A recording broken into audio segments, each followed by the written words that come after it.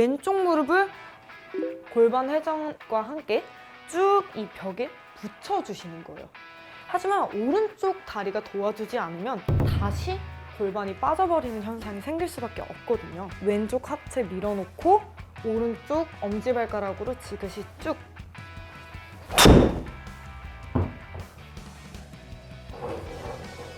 근데 너무 중요한 건 얘만 이렇게 가버리게 되면 팔은 따라오질 못하겠죠? 다운스윙을 스타트해주는 동작을 하체 힙으로 잡아주시면 되세요.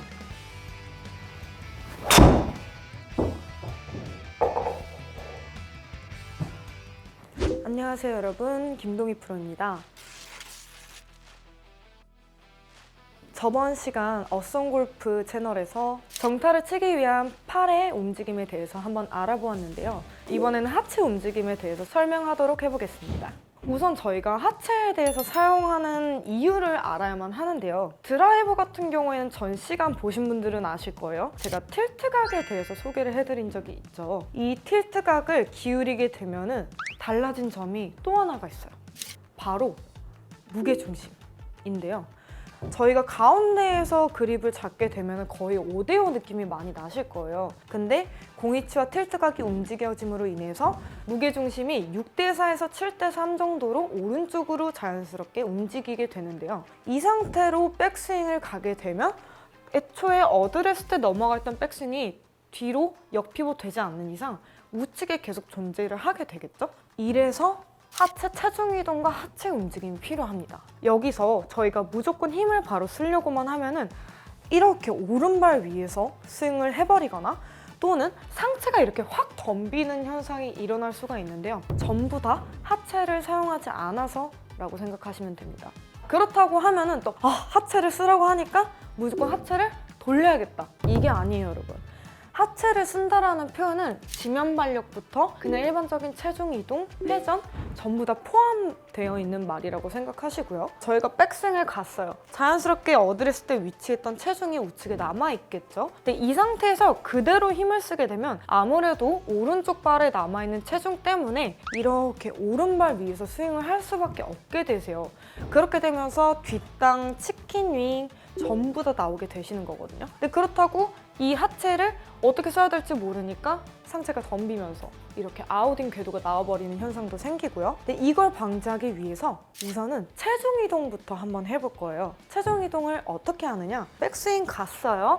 이 상태에서 다운스윙 스타트를 먼저 하기 전에 휘두르고 나서 하체 쓰면 늦어요. 저희가 오른쪽으로 체중 이동을 한 상태에서 오른쪽으로 파워를 썼잖아요. 근데 저희가 막상 공을 치려는 방향은 왼쪽이란 말이에요. 그렇게 되면 방향이 정반대잖아요, 여러분.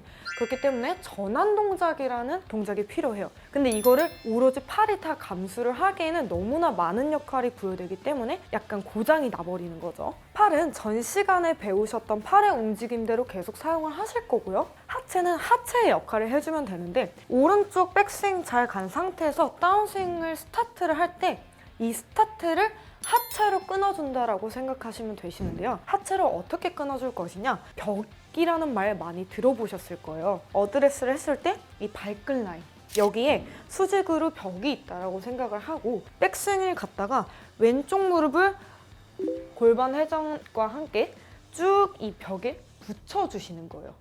근데 저희가 백스윙을 다 간 상태에서 왼쪽 무릎만 가려고 하면 이런 뭔가 숭구리당당 현상이 일어날 수가 있어요. 일단 왼쪽 무릎 동작은 맞아요. 하지만 오른쪽 다리가 도와주지 않으면 얘는 끝까지 이런 느낌으로 남아버리게 돼요. 이런 느낌으로 남게 되면 문제점이 다시 골반이 빠져버리는 현상이 생길 수밖에 없거든요. 그렇기 때문에 왼쪽 무릎은 벽까지 쭉 회전하면서 밀어준다라고 생각을 하시고 오른발의 역할이 아주 중요한데요. 바로 엄지발가락. 오른쪽 엄지발가락으로 이성화 스케이팅 선수가 빙이 되었다라고 생각을 하고 사이드로 지그시 밀어주시는 거예요. 이때 포인트는 옆면과 뒤꿈치가 아예 뜨셔야 해요. 뒤꿈치는 닿아 있어도 괜찮지만 최대한 오른쪽 옆면이 다 뜬다라는 느낌으로 오른쪽 엄지발가락으로 지면을 지그시 밀어주실 거예요. 이때 중요한 건 유튜브를 많이 접하신 분들이 지면 발력까지 사용하기 위해서 계속 이렇게 위로 뛰시는 분들이 있으세요. 우선 지면 발력을 사용하실 줄 아는 분들 같은 경우에는 이 하체 회전부터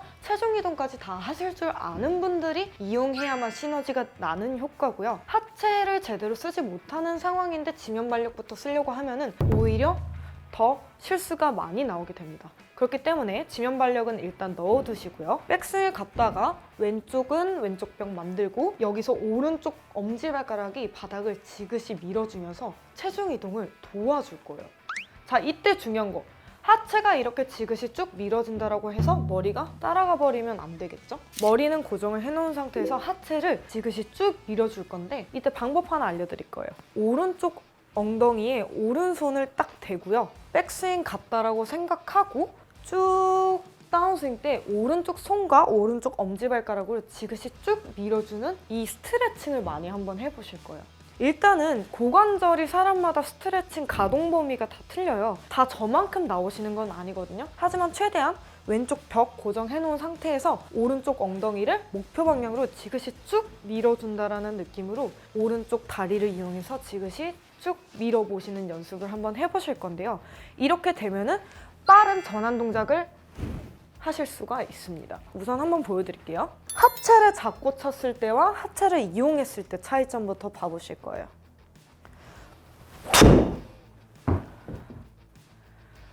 프로기 때문에 팔만 써도 충분히 잘 가긴 해요. 하지만 많은 분들이 저처럼 팔을 전부 다 잘 쓰시는 건 아니기 때문에 팔을 아무리 잘 쓴다라고 해서 거리에 욕심이 없는 건 아니잖아요. 하체를 써서 비거리의 최대를 한번 내보내 볼 거예요. 가서 이 전환 동작을 왼쪽 하체 밀어놓고 오른쪽 엄지발가락으로 지그시 쭉.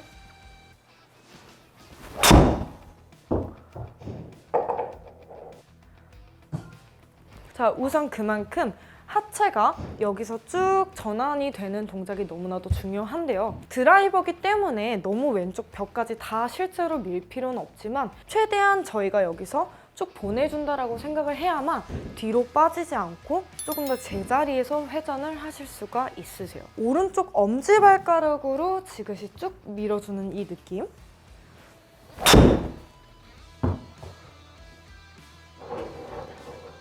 그래서 우선 하체 턴에 대해서 한번 배워보았는데요. 또 하나의 꿀팁을 알려드릴게요. 백스윙을 갔다가 팔로우 구간까지 저희가 이 전환 동작이라는 동작이 필요한데 이 전환 동작을 어느 타이밍에 갈 것인가도 되게 애매하실 거예요.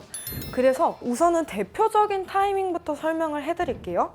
백스윙을 가다 말고 가는 느낌 같은 경우에는 백스윙 때 스웨이가 너무 많이 일어나시는 분들한테는 도움이 되실 수가 있어요. 하지만 올라가다 말고 하체가 리드 될 때 코어나 팔 힘이 받쳐주지 않는다면 오히려 더 큰 불상사가 일어날 수가 있거든요. 그렇기 때문에 우선은 백스윙을 가서 멈춘 다음에 다운스윙을 스타트해주는 동작을 하체 힙으로 잡아주시면 되세요. 근데 너무 중요한 건 하체만 돌린다고 해서 얘만 이렇게 가버리게 되면 팔은 따라오질 못하겠죠? 코어에 힘을 잔뜩 주시고 아니에요.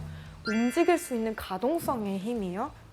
올라간 상태로 하체 리드를 먼저 해주실 건데 이때 왼쪽으로만 하체 리드를 하려고 하면 힘들다고 말씀드렸죠? 오른쪽 다리 쭉 차주면서 리드를 해주실 건데 중요한 건 앞이면 배치기예요. 목표 방향으로 보내주셔야 배치기가 아닌데요. 이 리드를 함과 동시에 코어에 힘을 주어야만 상체가 쭉 따라와서 맞으실 수가 있습니다. 그래서 제가 좋은 연습 방법을 하나 더 준비를 해보았는데요. 프로들이 항상 하는 방법이에요. 바로 채를 거꾸로 잡는 것. 자, 저희가 어깨에 경직이 된다면 여기서 빠른 스피드를 낼 수가 없어요. 자, 이렇게 뭔가 뭉툭하게 스윙을 하기 때문에 뭔가 나무 같은 느낌으로 스피드를 전혀 낼 수가 없는 상황이죠. 근데 저희가 스피드를 내려면 관절이라는 부위를 이용을 해야만 하는데요. 관절, 어디 관절이 있느냐? 전부 다. 팔꿈치, 어깨, 손목, 힙, 접히는 구간들은 다 사용을 해야만 스피드를 낼 수 있다고 생각하시면 되세요. 관절을 한번 이용을 해볼게요. 팔꿈치, 골반, 전부 다.